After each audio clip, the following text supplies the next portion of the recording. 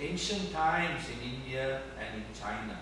We need to now teach our children and also guide our children how to continue with this wonderful, beautiful practice in Buddhism, which is more in line with the teachings of the Buddha, where he says or teaches that parents are the gods in the house, and we have to respect our parents and be ever grateful to our parents for all the sacrifices, all the hardships, and all the love and care and attention they have given from the time we are born without any expectation in return. So the least we can do is daily worship our parents at the feet, and there is a beautiful gatha referred to as Mata Pitu Vandana. Mother and father prayers, or prayers worshipping, honoring mother and father at their feet. It goes like this. Dasamase Ure Katva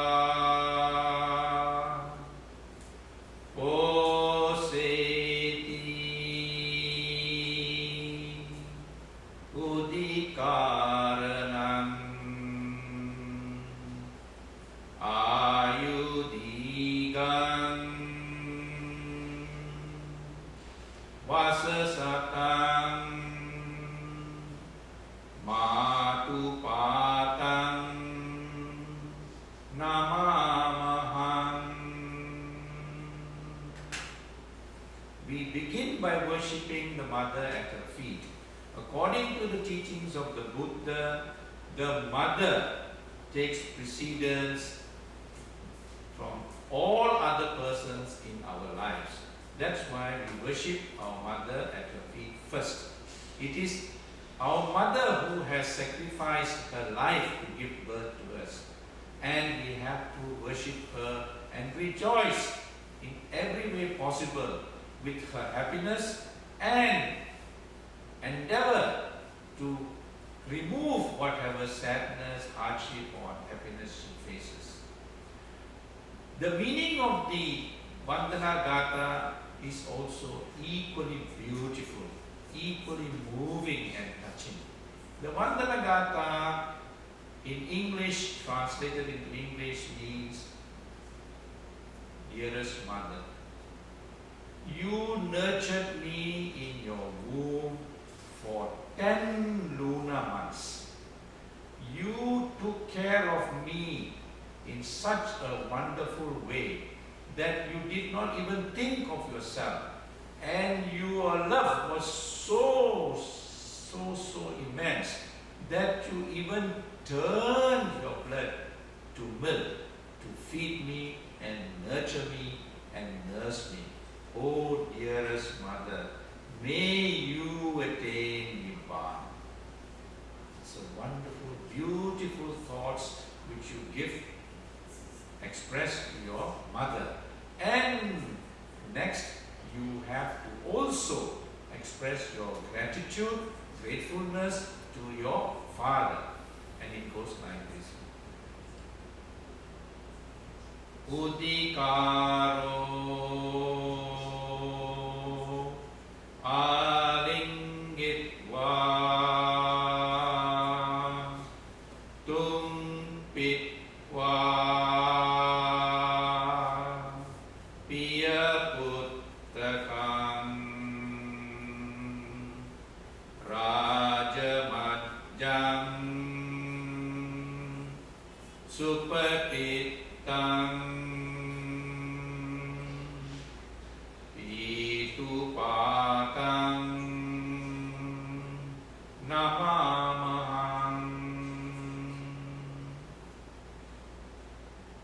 In English it means, dearest father, you nurtured me, you sacrificed so much, you worked so hard to bring me up, and your love for me was so strong that when it came to my interest, you put me, you place me amongst kings.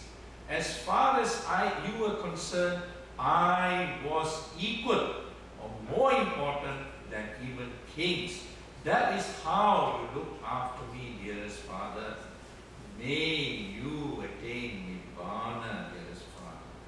When the child worships the parents at the feet, the child's mind is in a sublime state. The parents' minds are also in a perfect sublime state. And the wonderful thoughts that parents have for their children goes from their mind right through their arms and to the fingertips. And when the children are worshipping them at the feet, these thoughts of protection, of love, of affection is completely immersed over the children. They are stroked over the children and they form a protective barrier. That is why it is so very, very entrenched in Buddhist culture, Buddhist tradition, because practice in China many centuries ago, we have forgotten it because of various influences from outside world. It is time that we revive it and we bring to glory this wonderful teaching of the Sakyamuni Buddha, and we ourselves will benefit from this, and our family would be a happy, very wholesome, and there will be well-being and happiness and success in the family. Sadhu, sadhu, sadhu. In modern day, because we emphasize too much on the material life, that the humankind has lost the pure and the simple quality of our mind. This is the root of so many social and family yearnings. My question is, in such an advanced age of the material civilization, the material desire has surpassed our mind and spirit. How can we teach the public to realize the real value and to find the true happiness? Thank you for asking this question. SUKHI, HOTHU. It is true, it is very true that the world today is so materialistic that everything is associated with what you can get by way of income, what you can get by way of profit, what you can get by way of material returns. The whole world is going around in this fashion. It is all the more reason that the Dhamma that Sakyamuni had bequeathed to us should be more widely understood, appreciated and practiced. Even during the time of the Buddha, there was this human frailty or human failing of always looking at the material things. This is the nature of the human being. This is the way human beings tend to live. Only thing is, now it is more pronounced. Now it is more widespread that almost you feel that it is a hopeless situation. But the teachings of the Buddha is as relevant as during his time as it is now. In fact, I would say even much more relevant now than even before. So what are the teachings of the Buddha? And how are we going to promote and make people understand the value, the relevance, and the benefits that are to be obtained from these teachings? First, we ourselves must understand the teachings of the Buddha, because he made it very, very clear that the best way to teach or to promote the Dhamma is by practicing the Dhamma. So we need to look at how we can practice the Dhamma. Sakyamuni's teachings in everyday life. Because he also emphasized that his teachings is not confined to only monks and nuns, but to all of society, the whole cross-section of society. If you take society like a triangle, which many people explain society is made of a triangle, you'll find only a few people who are very intelligent, who are very wise, who are very rich, who are very well-to-do. The bulk of the people are at the base. These are the ordinary people like you and me. We grow up, we work, we bring up a family, and then the children grow up, and then we pass away. And this is where the Sakyamuni Buddha actually wanted his Dhamma to be mostly practiced. Unfortunately, this is not appreciated. This is somehow or other overlooked. And now it is our responsibility, our challenge, and also our opportunity. Any challenge is an opportunity. This is an opportunity for us to bring the Dhamma to the masses, to the ordinary people. And society comprises of these ordinary people. What do we need to focus? Of course, there's so many things to do. I myself asked these questions when I wanted to do Dhamma Dutta. I said, where do I start? Where do I begin? What do I do? And I thought maybe I focus on the practice and practical application of Sakyamuni's Dhamma. To not only the practice and practical application, we have to also try and focus or place priority on certain areas, because we can't do everything. Leave some other people to do other things. The first priority I look at is family. How to bring a happy family life. Then when you look at family, we have to look in terms of what the family is and how the family comes into being. Before you can find any answer to family, you have to look at the human being. What are we? Who are we? How are we comprised of? And it is a wonderful Dhamma he has taught, that we begin by understanding ourselves. We don't begin by finding out outside things. Who made this world? How did this universe come? All these things is not going to help you.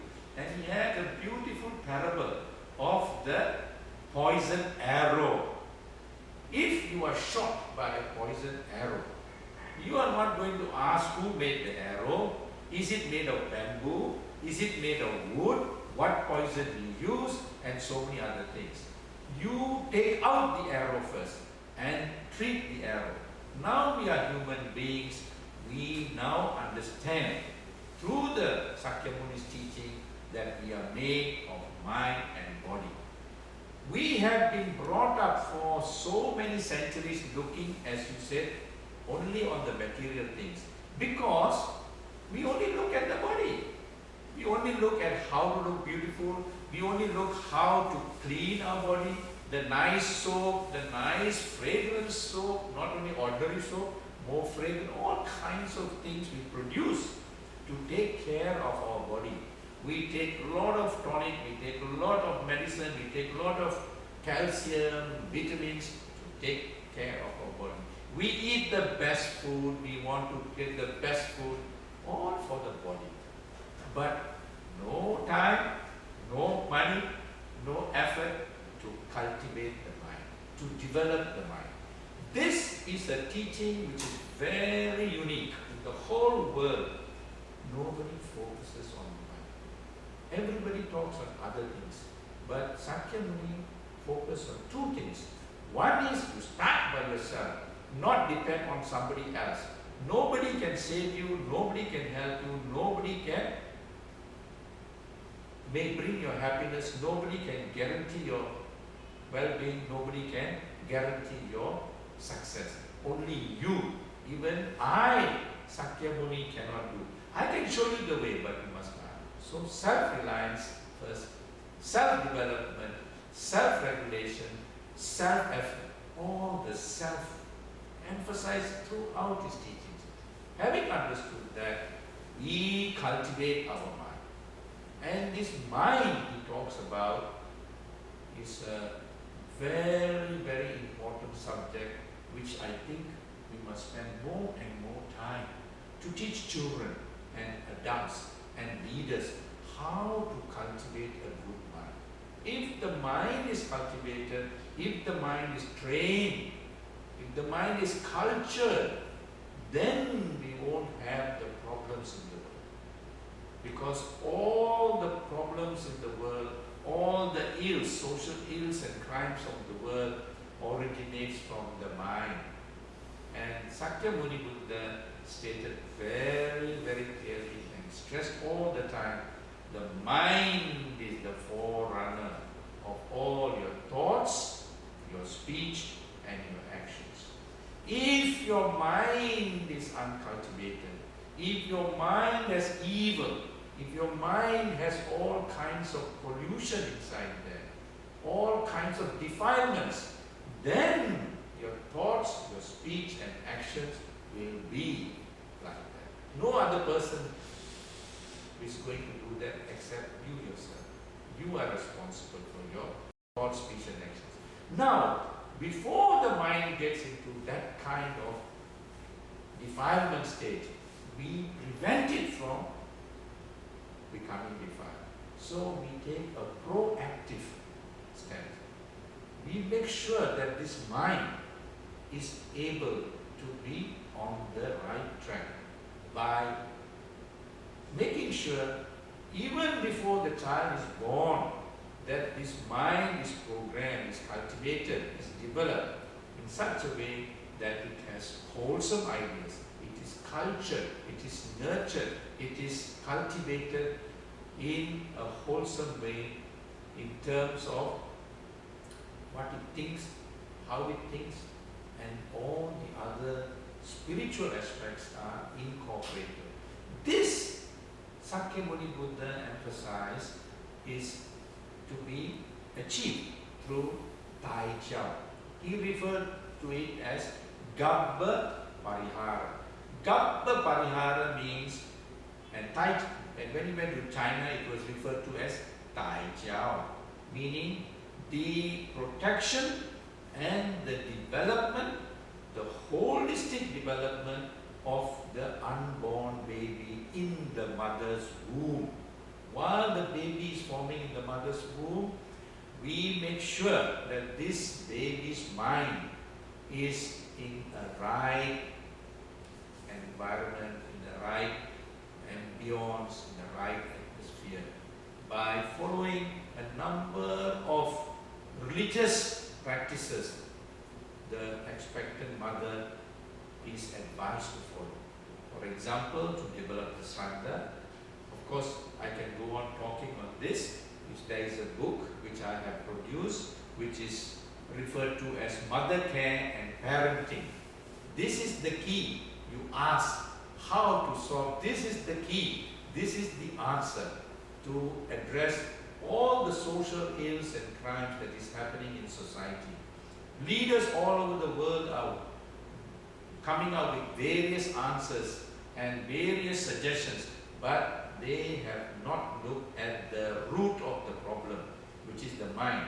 And if we follow Sakyamuni's advice and teachings, we start from Tai Chiao, we are on the right track. Because this mind, which we all have, does not begin to function when we are 10, 11, 12, 15, 20, 30, 40, 50. When we start doing the wrong things. This mind begins from the mother's womb. That's why we must now all recognize this and help the new generation, which is to come, yet to come, how to live a happy married life, which Sakyamuni explained very clearly, in great detail, how to live a happy married life, how to have a baby, and how to take care of this baby even before the baby is born.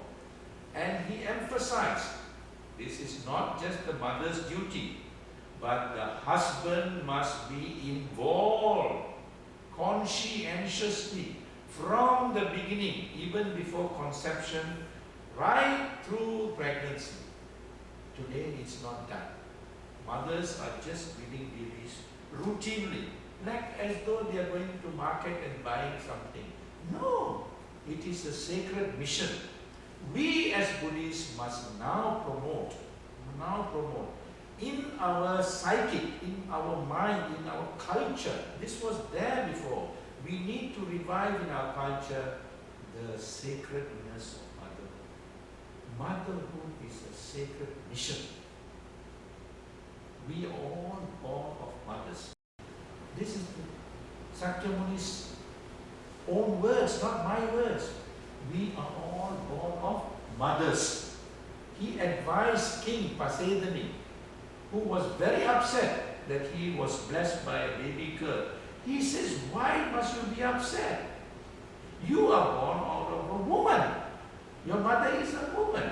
And this daughter can give birth to children and have a son who would become a great king if you look after him properly. So, please be happy.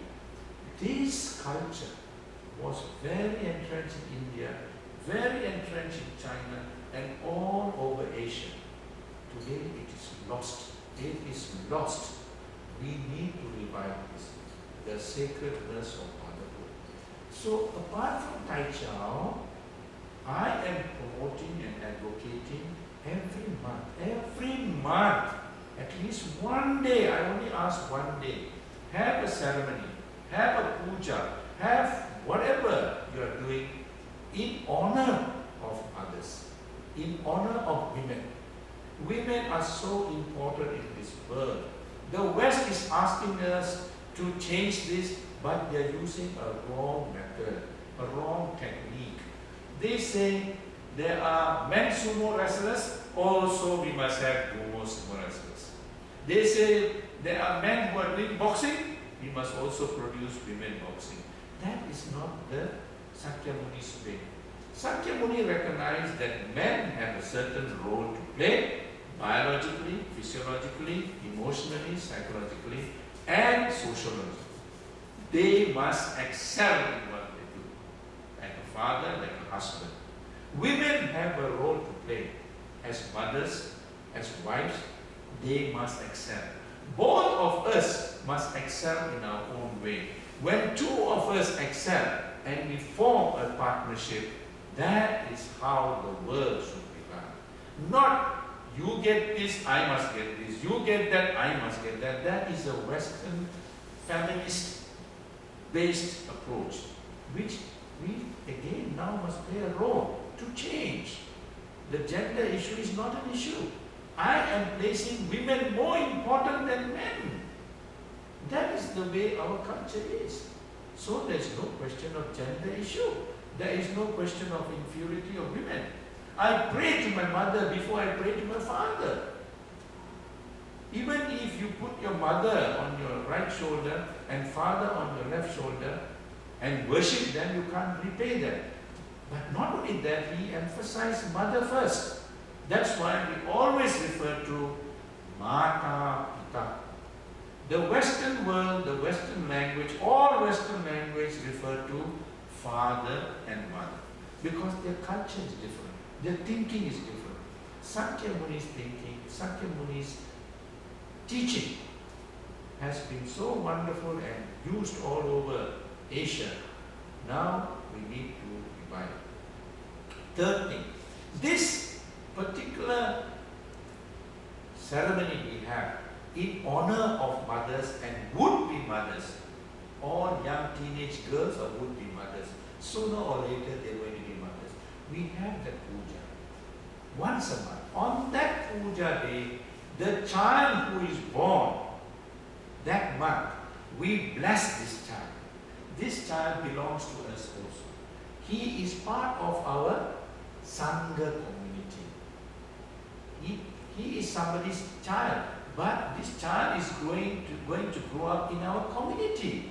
And Sakyamuni said, accept and treat and receive this child as belonging to all of you. And give him a Buddhist name, a beautiful Buddhist name. And he will grow up remembering his Buddhist name, remembering Sakyamuni, remembering the Dhamma from small. He will come every month and worship his mother in front of everybody, worship his father in front of everybody. He will come to know other children who are also following Sakyamuni's teachings and behavior and culture. And these friends will form a network. Like the fishing net, they form very strong network and it becomes a safety net. These friends are Kalyana Mitras. Kalyana Mitras are virtuous friends. They are friends who are also going to follow the Dhamma and Sakyamuni's teachings and the way we think and behave in terms of Dhammaputris and Dhammaputras. Now imagine this child. He cannot go astray. How can he go astray? His friend will not allow him to go astray because he is meeting his Kalyana Mitra, he is talking to his Kalyana Mitra, he is emailing to his Kalyana Mitra, he is telephoning to his Kalyana Mitra, he is always in contact with his Kalyana Mitra. These Kalyana Mitras are not going to smoke. They are not going to take drugs. They are not going to do the wrong things. They are wonderful children. And this is the way we must bring up our children, in the home and in the community. So once we have these kind of practices, daily practices, then we won't have any problems in this world. And we will know how to find inner happiness, inner peace, and not search for all the material things. Of course you need to work hard. Of course you must be successful. Of course you must be number one in your class or in the office or whatever. The Sakyamuni Buddha insists that you must excel, that you can excel.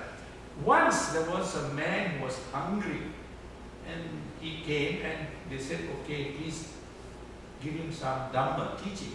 He says, no, please give him some food first. How can he think and listen to my Dhamma if he's hungry? No, go and eat something. Be strong. We must take care of our body. We must take care of our family. We must work hard. We must do the best we can. Each one of us has got skills, Sakyamuni said. Each one of us has got talents. Develop this to the optimum level. He encouraged you. Please develop. This is how you are going to flower, blossom. But as you develop, follow Sakyamuni's Dhamma. To take care of your mind and not do anything that is going to hurt you and not do anything that is going to hurt anybody else. Do only things that is good to you and good to somebody else. So this is the wonderful, many things I can go on talking, but what we need to understand and appreciate is that there are many answers. These have not been used. It is our duty, our responsibility, and our opportunity today to pass this on within our community and to the whole world.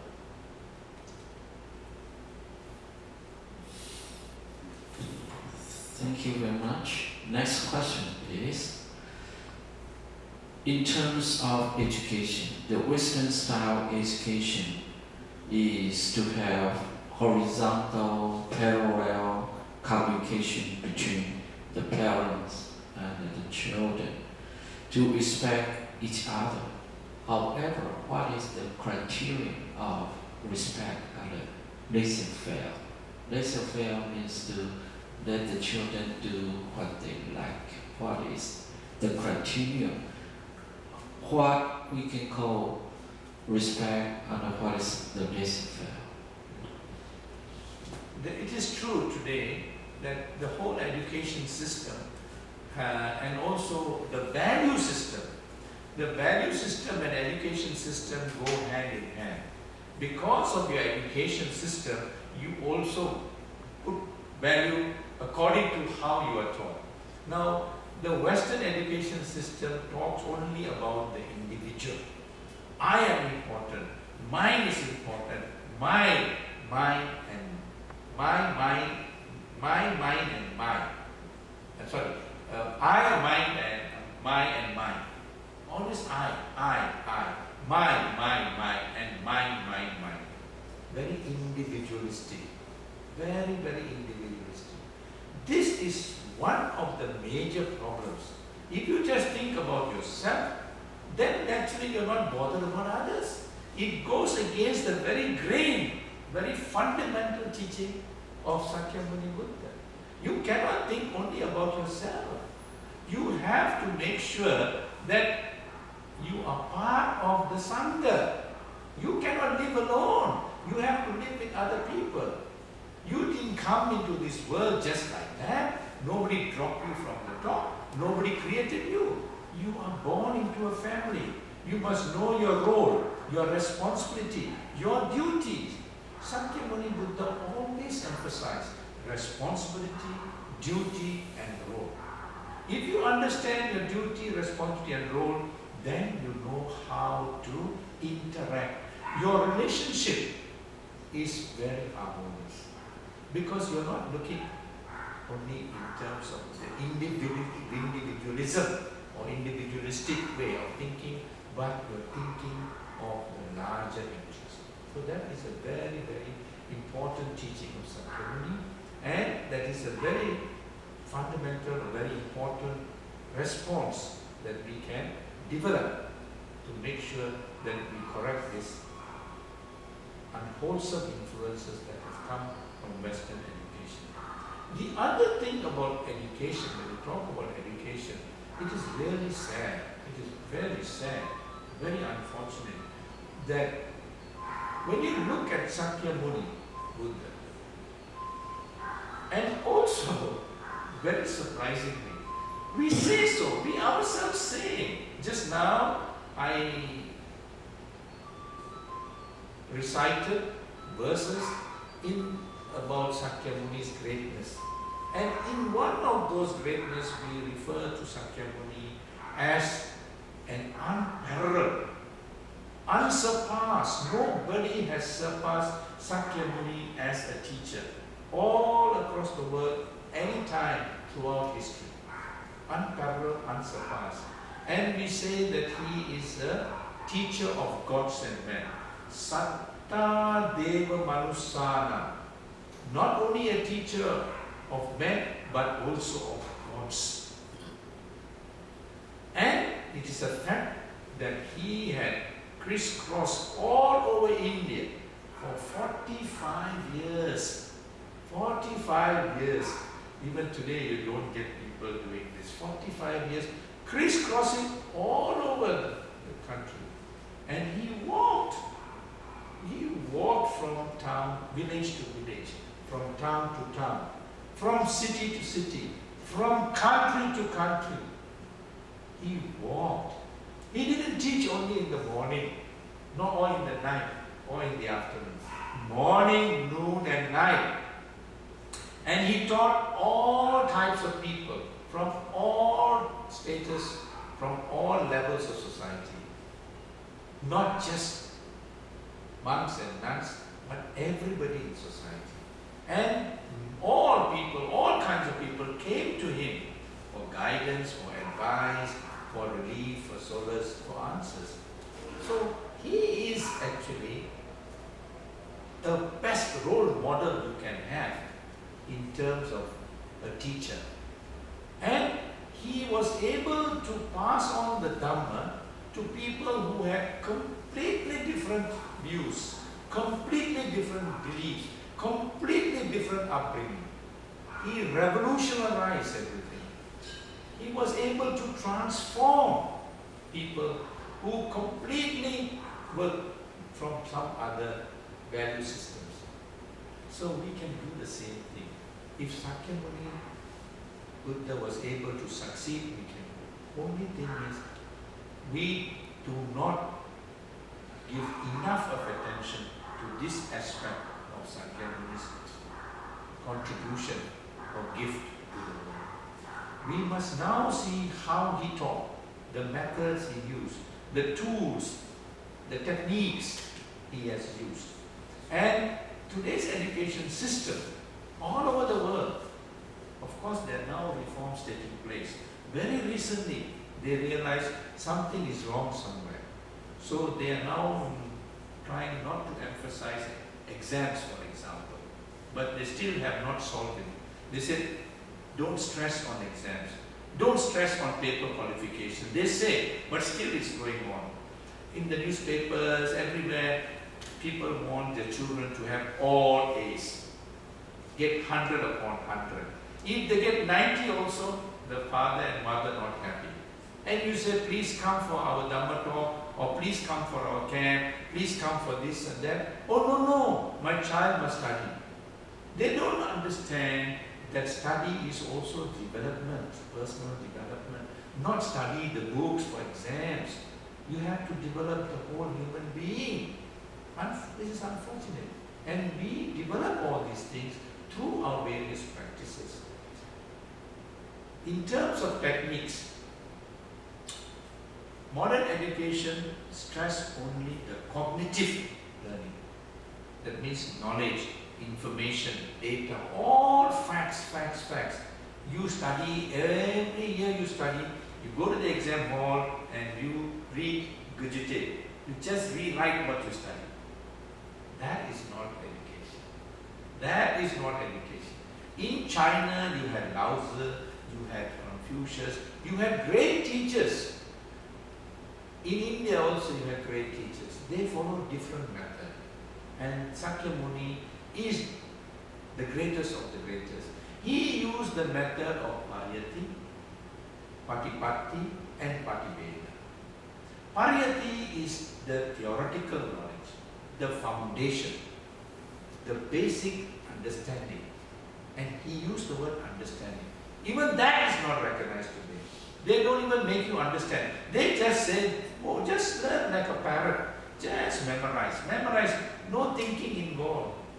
Sakyamuni from childhood, he asked questions, he inquired, he probed. And he continued like that. Because he asked questions, he was able to look outside. He was able to be unconventional. He didn't follow the normal way. If he followed the normal way, he would have never become Buddha. Never, cannot. Because you're just following the same way. And he was able to find other options. For example, if I show you this cover, and every day you look at this cover, you will only know this cover. Because you cannot see anything else. But if I take you round and show you this side, you can see something else. This book, otherwise you think only this side. You can now think this side. That is what Sakyamuni taught us. Look at other options. Look at other possibilities. Look at other ways of looking at the problem. If I take you here, you can see something else. If I take you here, you can see. And these now modern trainers and modern, people who go around trying to solve problems in companies, corporate companies, re-engineering, they are using this method now. They said, look at other options. Look at other ways to solve the problem. And this is what the Sakyamuni taught. So there are many things that all these trainers and advisors and consultants, corporate consultants from America, they are using this, but they don't refer to as Sakyamuni's method. But I know, because this is exactly what Sakyamuni did. Then he emphasized creativity. He emphasized experiential learning. Not just memorize, experience, test out, find out, examine, probe. So when you do that, you become what you know. You learn, you internalize. And not only do you know, you become what you know. Once you become what you know, then you can achieve the wisdom. That is the third level, the psychomotor level, where your mind and your body is involved. You practice what you learn. You internalize and it becomes you. You teach compassion, and when somebody sees you, they can see compassion in you. Straight away. When somebody sees you, they can see kindness. It's no use learning all these things and then you go out, you shout, you scold, you do all the wrong things. It's no use. It's no use. It is not that people do not know that killing is wrong, that stealing is wrong. All these people who go to jail, all these people who does all this crime and commit social ills, they know it is wrong. We spending money saying it is wrong, telling it is wrong, and telling people be careful, I will punish you if you. It is not going to solve the problem. It will never solve the problem. The only way to solve is the Sakyamuni's way of self-regulation.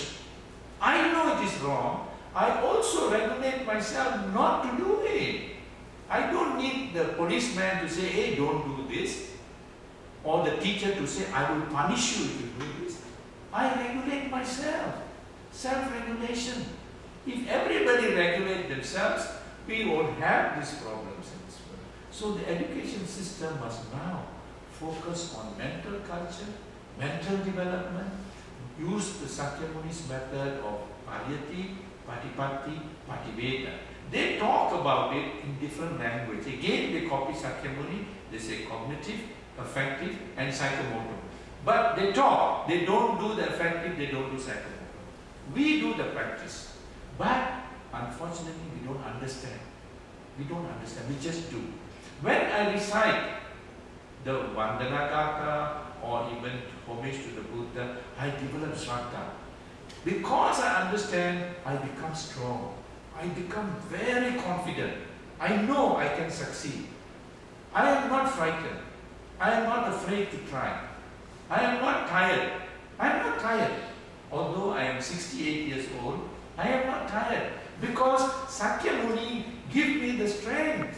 If he can walk, surely if I go by bullet train, it's nothing. I go by car, it's nothing. So I always tell myself, when you're tired, this is nothing. Sakyamuni walked. He walked. What am I doing? Nothing. So when we think this way, when we understand, we train our children, we train ourselves, we will be very successful and we can achieve a lot. And our vision will make us be able to do anything and everything possible. And it is, you can see around how wonderful works you have done in your own association. How do you pronounce it? Amala. So many wonderful things. And if each one of us develop ourselves and contribute, we can make a wonderful, wonderful contribution to